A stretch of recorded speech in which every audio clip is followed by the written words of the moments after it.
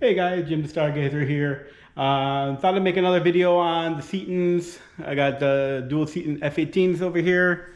Let me show them to you guys. So I got one here, and I got the other one over here in the corner on the other side. Yeah, thought I'd make another video about them. I know I made a review video last year on them after I got them. After trying to talk to Mark about tuning them from remote, he said he could do. He didn't contact me, so I went ahead and tried to figure it all out myself. So last year, before I figured out about the room effect on the speakers, I had thought that they were quite boomy, like the SVS PB Ultra in the upper frequencies. So for movies, I had said that, oh, they were awesome. They still are awesome for movies. For movies, they're incredible because they give not just output, but they give the feeling that goes through you. It's hard to explain when you're watching movies. So like watching King Kong, I made a video of that. I haven't posted it yet, but it shows the graph, and you can see that it has sub 10 hertz frequencies even, and the Seaton's put it out. And also Jurassic World, it had sub 10 hertz frequencies, and it put it out also. So I thought the Underwater had low frequencies, but it didn't hit below 20 hertz. So I guess the 21 hertz was the lowest it goes. So the Jurassic World goes down deeper. But so anyways, the speakers I thought were very good for movies. I haven't heard anything better. But then for that, like that 60 to 80 hertz, 50 to 80 hertz more actually, but 60 to 80 hertz range, that's where I felt it was lacking, and it wasn't clear for movies. The song Pink Floyd, Comfortably Numb, just love that song, and I was just missing so much of that impact from it. It's not right away, it's like slowly increases in the song, and a bunch of songs in that frequency range, they kind of went, wasn't there. It was kind of boomy. So I started messing around with my Anthem MRX 1120. And finally figured out about the room gain inside of it, and there's a bass boost here. Let me show you. There's a bass boost on the back. Is this the one? No, the other sub. There's a bass boost on the back of the sub, and so when I was tuning it, right here, LF adjust. You see LF adjust right here? So I had it all the way up the whole time, not realizing that Anthem's arc is very, very sensitive, and basically it sensed the increase in the boost, and it decreased it in the output. So that's why the whole time, even when I first got the subs, when I ran it, I thought that it wasn't good, the Anthem, but I finally figured it out. Turned it down on the sub, and then I went ahead and increased it in the settings for the arc, and voila, it was there. It was like perfect. So I changed my mind about the Seatons. With the right room correction, they are top notch. I wish Mark would respond to me. I've been trying to talk to him about tuning them, and I was gonna get a couple more from him just because of the price point, but he hasn't responded to me. So yeah, they're actually really good, guys. Just so you know, I made that video on them previously about them not being very good. They are awesome. I mean, 90% of the songs now that I am listening to them, they are so tight, so concise. I was reading some reviews how good the submersive is compared to the F18. I don't know. I haven't heard the submersive, but now after the tuning, I can't imagine, because I have dual 1508s, Burrell Predator 1508s too. And this whole time I always thought that the Predators were better than the Seatons in that 50 to and up range. Now there's no comparison. The Seatons are way better than the Rel, and the Rel are really good. It's hard to beat the Rel when it comes to quality. I know there's a big debate about output, but about quality, it's hard to beat the Rel. But it does. The Seaton beats the Rel 1508s, both in output. Of course, it's devastating, the output. In room response, I'm getting over 130 dB. And people want to say that, oh, that's not the real output. Well, in my room it is. And the room was huge. It was like 35 feet by 45 feet. It wasn't like a sub room where people say, oh, it's a small room, that's why it's so much output. No, it was a huge room with 10-foot ceilings, and it was getting over 130 dB. And when I put the Predators on, forget about it. It was like, I can't imagine, probably was 140, close to 140. But the Seatons gave a great output, and it's very tight for the songs. A few songs here and there, it's still a little boomy here and there. You'll hit one and you'll be like, well, okay. But 90% of them are good, right? So yeah, Seaton's up there in the quality and output. Oh man, I mean, it's from what I found out, I thought they were 2,000 watt subwoofers. They actually are 1,300 watt subwoofers, and they give output, like I said, 130 dB. I'm getting over 130 dB. I don't even know what it is. I'm getting from 2, and you're just on fire. Especially when Jurassic World comes on, people talk about the seat butt shakers. You don't need it.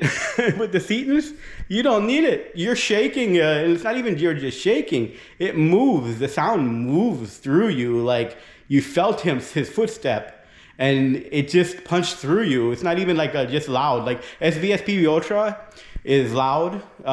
It gives you a shake, but it's not the same. The impact, the precise impact is different. The Seatons are much better, of course. So yeah, for movies, I mean, there's only one other sub that's probably better than them that I can imagine right now, and the one I'm upgrading to. So the Funk Audio. But besides that, for movies, they're the best. They're probably one of the top 3-4 subwoofers is the Seaton. In movies or music, like I said, 90% of the songs are great. So, like I said, I actually had demoed the Rel S series S812. I had demoed Martin Logan, Balance Force, 212. Is it 212? I forgot now. It's got dual 12s in it. And I had demoed the PB Ultra SVS all on the same day, the Rel 1508.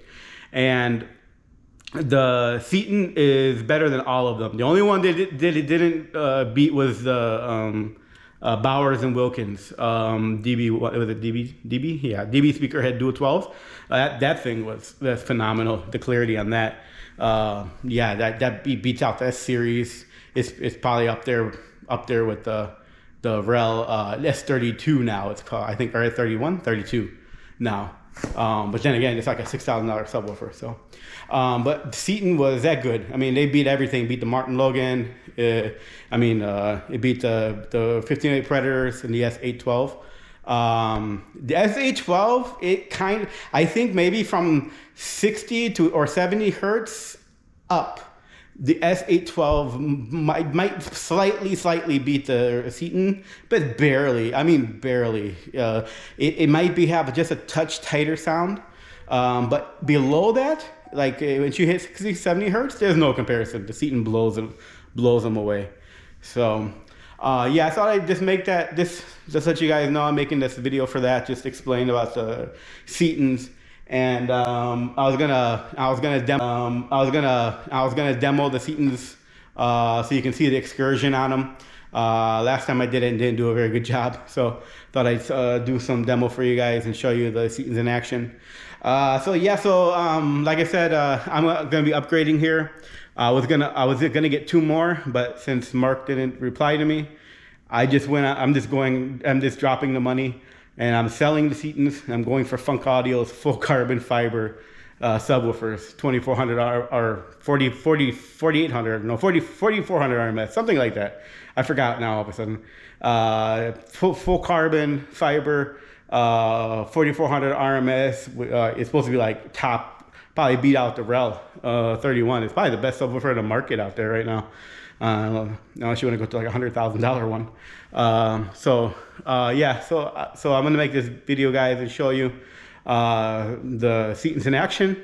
I won't show music because every time I do that, I get a warning from copyright. Eventually, they're gonna kick me off of YouTube. So I'm gonna do it for the movies, a couple movies. But yeah, since I'm selling them, I'm gonna be selling them pretty soon. I thought I'd show you guys. These guys are awesome. I mean, the cone is Nomex. It's a Nomex fiberglass cone. It's really good, hard fiber. Rubber surround. Funk Audio uses the foam surround, treated foam surround, because it's better for the sound quality, the motion of it. It responds better. But this one is still pretty good. The rubber here is very light but very strong. Yeah, I kept these guys in perfect condition. No scratches on them or nothing. Yeah, I just love the output from these guys. But yeah, so let me kick on a couple tracks, a couple movies for you guys so you can see the excursion on them, and let me know what you think. So yeah, give me a second, let me turn them on. All right, guys, so yep, just turn on the sub, syncing up the camera so you guys can see the excursion. So I got it on, I got Jurassic World on. I don't know why it's not zooming in, but yeah, I got Jurassic World on. This is one of the scenes I told you. That's a sub. That is a sub 10 hertz, and when you see him stepping around, you can see the subwoofer. You can see the response of it. So I'm gonna go ahead and show you guys. How'd they even get one of these things started?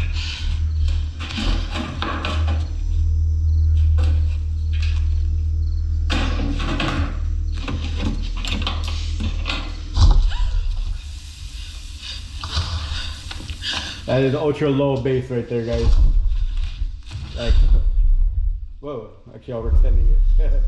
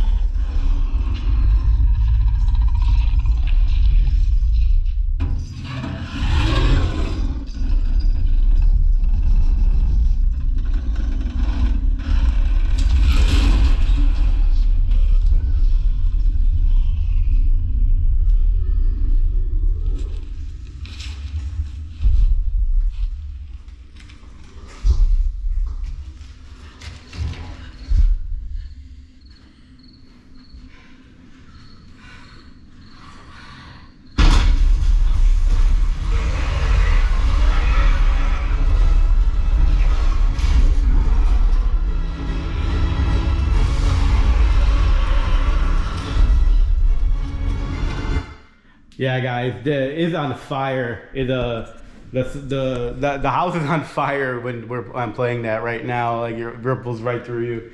And I mean, it's not just loud. It's hard to explain. It's not just that it's loud. Of course, it's loud as hell. I mean, I just went and saw Alan Jackson in Dallas this weekend, and these speakers are, I mean, they're it's just as loud in your house. I mean, it's over 130 dB. I mean, of course, the concert is giving you more feel. I like that. That's why I want to get a couple more 18s to get that feel. But it's not that it's loud, but the way that it impacts, the way that how quick it is, it goes through you. It's so much better than anything I've ever heard. Yeah, let me put another one on for you guys so you guys can see. Just give me 1 second. Okay, guys, we got opening scene from Godzilla. So this is another one where I said that it gives you that sub 10 hertz bass. I mean, it's ridiculous. You feel it, you don't even hear it. You feel it more than anything. The beginning.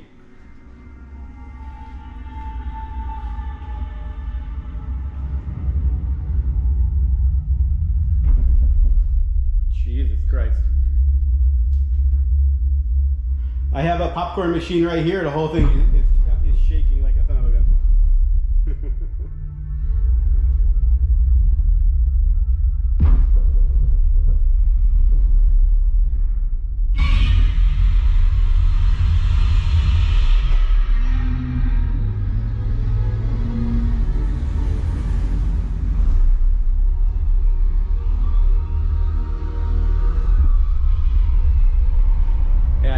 frequencies right here, sub 10 hertz.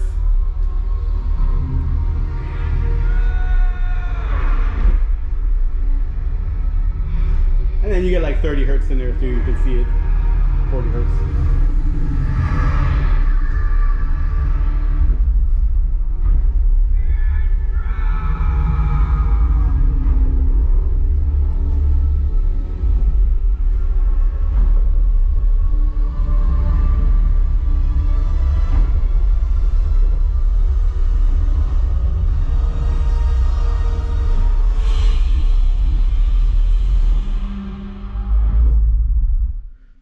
All right, guys. So yeah, this one here actually has more sub 10 hertz bass than the other one, Jurassic World, but still Jurassic World has 10 hertz bass.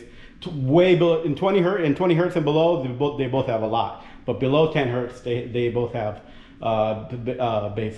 But like I said, like Unknown, I thought it had bass below 10 hertz, but apparently it doesn't. It only went down to like 21 when I was testing it. So, but yeah, thought I'd make this video, guys, just to show you, so learn. Yeah, the Seatons are really good. I mean, they got that Nomex cone, so right now it's the best materials out there from what I've been reading and following. Is the carbon fiber is the very best top material out there, and that's like Bowers has now switched to that too. Bowers was using the Kevlar fiber mix or Kevlar carbon mix, but now they're using carbon. And Rel is using pure carbon in their high-end brands. Bowers DB is pure carbon, and I think it has a Kevlar coating, it says too, just to stiffen it up. So they're really good too, the Bowers DB. They just don't have the same output, but if you had like 4 of them, you do. And it goes down to 10 hertz. But anyways, yeah, so this guy has that Nomex fiberglass cone, where the Submersive has a paper mix cone. So there is a big difference in the material. And then the crossover, there is differences in the components. People don't know that. That's what makes the crossover better. That's why actually Martin Logan has one of the best crossovers on the market in the big box, manufacturers. I mean, there's even higher end than that. Borison is like my dream system. But Martin Logan has really like top end. Bowers has really top-end crossover components. So yeah, so these subs do too. I mean, they're phenomenal. They're supposed to be programmable. I asked Mark about it. He never got back to me. How do I actually set the DSP? Apparently there's a DSP in here in the sub, but he just didn't tell me, and I can't figure it out. So, but besides that, yeah, with room correction, if you have ARC, Anthem ARC, or if you have Dirac, or if you have Odyssey, or if you have Room Perfect, which I heard is supposed to be like the best one, then they'll dial these subs down. You just update your room gain and your sub frequency boost from the ARC itself, and yeah, they're gonna sound great. Only reason I'm upgrading is because, like I said, I want more powerful. The Funk Audio, I mean, they're 3 times the power. And of course, they're pure carbon fiber. The components are supposed to be top in those too. It's got a cooler, he said. It's a voice coil cooler. So, I mean, I'm not advertising for the guy. I'm just going by what he told me. So, I'm going to be ordering those here and getting those in a few months. So I'm putting these guys up for sale. So, but yeah, but besides putting them up for sale, thought I'd just show you guys the performance of them. Like I said in my last video, I had put them down a little bit, but yeah, they're great, guys. I mean, 90% of music, they're top notch. Any low music, forget about it. I mean, it ripples through you. Like I said, it's not just loud. It's hard to explain. I've had cars, 15s in my car. I mean, you blow your eardrums out, but the sound quality is completely different on these guys. So. Thanks a lot, guys. Thanks for watching the video. I know I move around. That's my little habit. I just move around too much here. And so you guys are trying to follow me, and I'm over here moving around. Yeah, it's like, do me a favor, hit the subscribe button, hit the like button, and try to get my videos shared out there. I'm going to try to make some more videos. I was going to make one on my Infinities, actually. So I have these Infinity Tower. I got the whole surround package. I have the surrounds. And I have the tower in the center and everything. And so I was gonna make a video on those and talk about those because people don't know about those. They're still making them. They're not making them. They're like it's like a little diamond in the rough for the price that you can get those speakers. I mean, they're top speakers as well. People just don't realize that they're Revel speakers basically, and they're just stuffed into a cheaper box basically and labeled as Infinity. So yeah, so I was gonna make another video on those, and on the Atmos. I haven't made a video yet on the Atmos and how it works. So I got the clips right now, and it does work. People don't realize it does work, but I'll explain in the other video when I make it. So I'm rambling on. So yeah, guys, thanks for watching. Go ahead, hit the subscribe button, and give me a thumbs up if you like the video. I'll catch you on the next video.